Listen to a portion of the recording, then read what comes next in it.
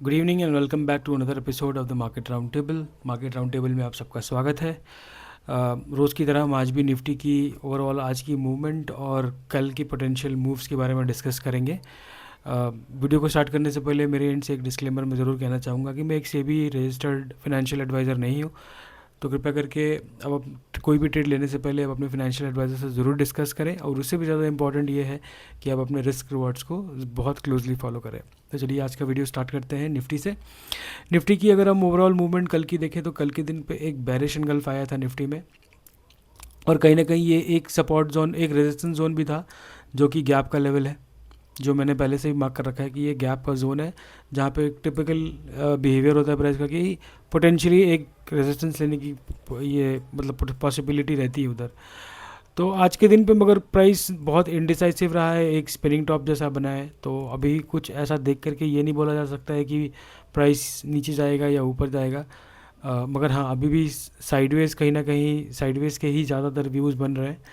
But मुझे लगता है कि अगर ये लेवल पे आकर के मतलब 400 या 500, 470 या 30 के 450 वाले लेवल पे आकर के अगर सपोर्ट लेता है फॉर एग्जांपल, अगर और विथ वॉल्यूम अगर कोई बुलिश प्राइस एक्शन दिखता है, जैसे कि एग्जांपल या तो कोई एक हैमर दिख जाए या फिर एक कोई बुलिश एंगल दिख जाए या फिर मॉर्निंग स्टार दिख जाए, ऐसा कुछ एक सिमिलर प्राइस एक्शन अगर दिख गया तो मेरे ख्याल से वापस से एक बुलिश मोमेंटम तो मैं नहीं बोलूँगा, एक स्विंग ट्रेड ज़रूर बन सकता है। और मोमेंटम तो तभी पता चलेगा जब एक बार में ये वाली जो जोन्स हैं ऊपर के, मतलब आपके 640, 670 और ये 740 का अल्टीमेट लेवल है, ये वाले लेवल जब जाएंगे तो ही जा करके मतलब मुझे लगता है कि ट्रेंड पकड़ेगा ऊपर में बड़ा वाला, जहाँ पर जो नेक्स्ट पॉसिबल जो लेवल हो सकते हैं वो आपके इंसिडेंटली कल मैं देख रहा था कि ये एक लेवल और है जहाँ पे और भी गैप है। मतलब ये 26,130 से लेकर के 150 के बीच में यहाँ पे एक छोटा सा गैप यहाँ पे भी है इस लेवल पे, अगर मैं आपको ठीक से दिखा पा रहा हूँ तो अगर ये गैप है तो ये भी एक रेजिस्टेंस का काम कर सकता है। मतलब 157 से 134 का टिपिकली क्या होता है कि जब ऐसे गैप्स होते हैं तो वो मतलब एक बिहेवियर इसका वैसा होता ही है कि ये एरिया एक रेजिस्टेंस बन सकता है। तो देखना है कल की क्या होता है। ओवरऑल प्राइस एक्शन अगर देखें अभी तो हम साइडवेज की तरफ ज़्यादा इशारा कर रहा है, और अगर मैं बुल साइड पे थोड़ा अलर्ट ज़रूर होना चाहूँगा कि ओवरऑल क्या है। मैं एक बार शाम की क्लोजिंग देख रहा था तो लग रहा था कि प्राइस शायद ये वाले हाइज लेके जाने के क्लोज दे देगा, मगर क्लोजिंग अनफॉर्चुनेटली नीचे हुई। तो कुछ डिसाइसिव नहीं हो पाया आज। कुछ भी प्राइस एक्शन एकदम साइडवे ही रहा है, तो फिलहाल अभी साइडवे का ही व्यू है। ओवरऑल देखा जाए कि आगे जाकर क्या होता है, ब्रेकआउट होता है या ब्रेकडाउन होता है, बट चांसेस हैं कि प्राइस एक्शन को देखें या फिर अगर हम ओवरऑल स्ट्रक्चर को देखें प्राइस का, तो लग तो रहा है कि एक एक मूवमेंट ऊपर का हो सकता है। मगर गिवन कि अगर आप छोटे छोटे टाइम फ्रेम पे मतलब 4 आवर्ली पे मैं देखूं तो लग रहा है कि ये डोजीज बन रहे हैं और स्पिनिंग टॉप्स बन रहे हैं, ऐसा तो पॉसिबिलिटी है कि प्राइस थोड़ी साइडवेज जाए। हमें केयरफुल रहना है बुल साइड पे यहाँ पर। तो ये रहा निफ्टी का व्यू। तो साइडवेज टू मेरे को लग रहा है कि माइल्ड बुलिश या बेरिश होने के चांसेस डेफिनेटली है।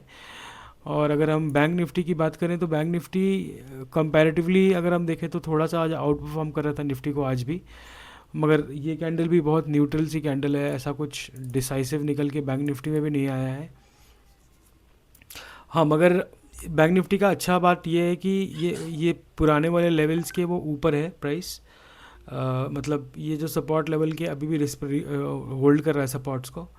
तो मगर अगर ये सपोर्ट के नीचे आ जाता है तो कहीं ना कहीं एक फेक ब्रेकआउट के सिचुएशन में आ जाएगा। नहीं तो अगर यहाँ पे होल्ड करके वापस से ब्रेकआउट करने लगता है ऊपर के साइड पे तो पॉसिबिलिटी है कि बैंक निफ्टी को भी ऊपर लेके जा सकता है। तो ओवरऑल यही है व्यू निफ्टी और बैंक निफ्टी पे। फ़िलहाल तो अभी बहुत क्लियर नहीं है, साइडवेज के ही चांसेस हैं ज़्यादातर। साइडवेज होने के चांसेस हैं और थोड़ा सा अलर्ट रहना है, क्योंकि ऐसे बेरिश कैंडल्स आने लगते हैं इस लेवल्स पे, तो ये थोड़े से पॉइंट ऑफ कंसर्न ज़रूर है। तो कहीं ना कहीं साइडवेज का ही एक इंडिकेशन दिख रहा है। अगर हम आज के दिन अगर हम ओवरऑल ओआई डेटा भी हम देखें तो मैं देख रहा हूँ कि मैं सेंसिबल का यूज़ करता हूँ यहाँ पर टिपिकली ओआई डेटा देखने के लिए, या फिर एफआईआई डीआई डेटा देखने के लिए। मैं आपको ये भी दिखा देता हूँ, काफ़ी अच्छा प्लेटफॉर्म है, इसमें आपको सारी जानकारी एक जगह मिलती है, पीसीआर वीसीआर सब कुछ पता चलने लगता है। तो मैं कोशिश करता हूँ कि ये वाले लेवल ये सेंसिबल को यूज़ करूँ। अभी करंट पीसीआर चल रहा है 0.7, तो अभी भी पीसीआर उतना ख़राब भी नहीं है, मतलब बेयर साइड पे तो डेफिनेटली है। थोड़ा 0.5 जाएगा तो अनसस्टेनेबल हो जाएगा ओवरऑल। तो हो सकता है उस लेवल पे हो सकता है कि एक बाउंस आए, मगर अगर हम ओवरऑल ओआई की बात करें तो 25,600 पे काफ़ी स्ट्रॉन्ग रेजिस्टेंस है। 25,600 के बाद जो नेक्स्ट है वो 700 है, और 26,000 पे। तो मगर अभी भी 25,600 के ऊपर जाने की बात है। अगर उसके ऊपर जाए तो यहाँ पे थोड़ी सी कवरिंग होनी चाहिए प्राइस में, ओआई में, तब पता चलेगा कि आगे क्या होता है। और अगर हम नीचे साइड पे देखें तो 25,500 पे भी पुट राइटर्स अच्छे स्ट्रॉन्ग बैठे हैं वहाँ पे। और अभी 25,550 के पास दोनों साइड पे लड़ाई चल रही है कि देखते हैं कौन किसको डोमिनेट कर पाता है at the end of the day. Overall OI data के हिसाब से भी अगर हम देखें तो प्राइस कहीं ना कहीं साइडवेज का ही इंडिकेशन है। अगर हम F I I D I data के बारे में हम देखें तो F I I D I के डेटा के बेसिस पे अगर हम देखें तो एफ आई आईज ने आज बहुत छोटी सी क्वांटिटी फ्यूचर शॉर्ट करी है, कुछ 600 क्वांटिटी के करीब में फ्यूचर शॉर्ट है, बट देन इनका ओवरऑल फ्यूचर्स में शॉर्ट पोजीशन ही है।